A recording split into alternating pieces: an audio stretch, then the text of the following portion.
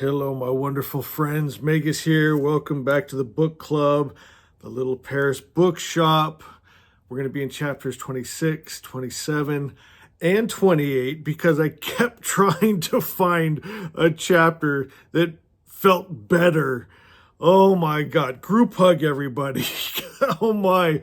I feel so sorry for you all that you had to go through that.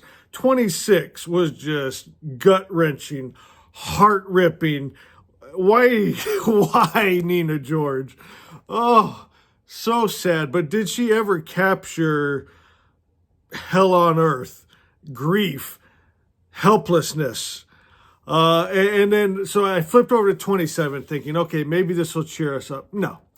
It says, without a word, they motored south through Burgundy, along the side canal of the Loire, through mighty green cathedral vaults of trees arched over the canals, vineyards. So it's still the same beautiful river and birds singing and sun shining and descriptions that she gives that we could lose ourselves in, but we can't because we're stuck in our heads in this grief.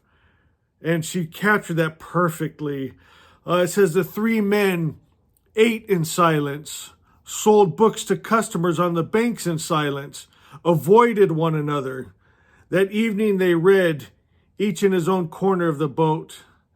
And so it's just kind of capturing that feeling. Maybe that's one of his words he can use in his encyclopedia. I don't know what you'd call that, but when you're so lost in this horrible thought, you can't enjoy the beauty that's all around you. And so Nina took us there and left us there through 26, 27. Then we get to chapter 28.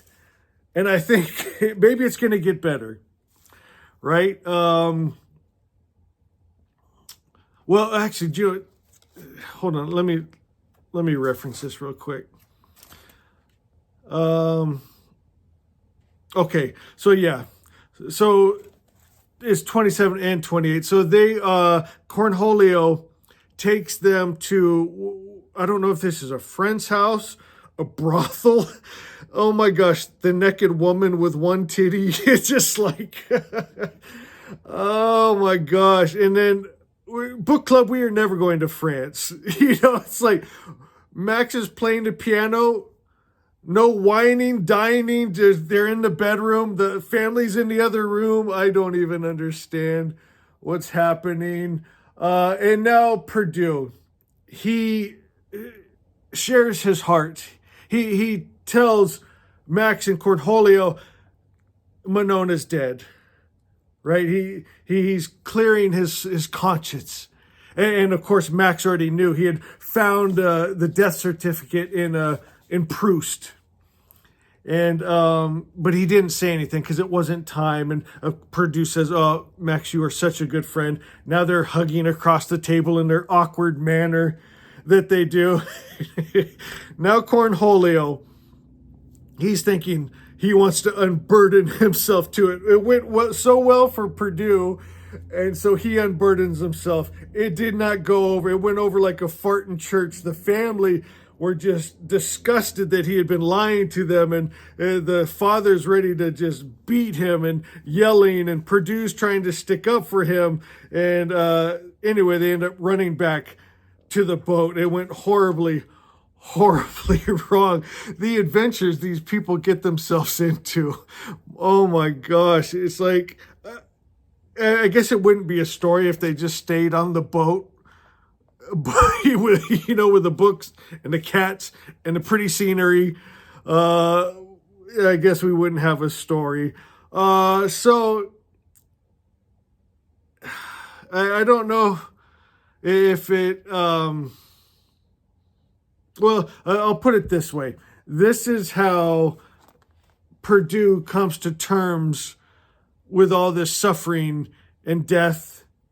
I'm sure obviously we're getting the author's ideas. And that's one of the beauty about reading all these different books.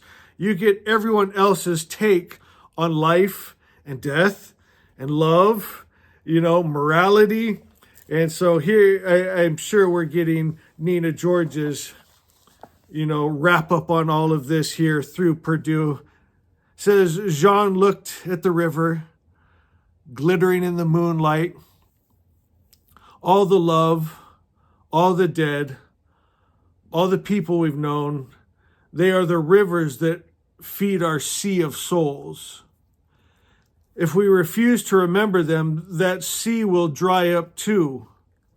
He felt an overwhelming inner thirst to seize life with both hands before time sped past even faster. He didn't want to die of thirst. He wanted to be as wide and free as the sea, full and deep. Oh, sorry about that. My phone started to die on me there. He wanted to be as wide and free as the sea, full and deep. He longed for friends. He wanted to love. He wanted to feel the marks that Manon had left inside him. He still wanted to feel her coursing through him, mingling with him. Manon had changed him forever. Why deny it? That was how he had become the man whom Catherine had allowed to approach her. Jean Perdue suddenly realized that Catherine could never take Manon's place. She took her own place. No worse, no better, simply different. He longed to show Catherine the full expanse of his sea. All right. So that's how he's coming to terms with this. And he's not shutting himself off. Like, why bother? He's wanting to grab life with both hands. He's wanting to love and have friends and take it all in. Hello, princess. I got the dogs in my lap here. You want to say hi to the camera? Hello. Was that a terribly sad few chapters? But I think Perdue had kind of this life-changing epiphany here. So we'll see how 29 goes. I hope it's a little more cheery.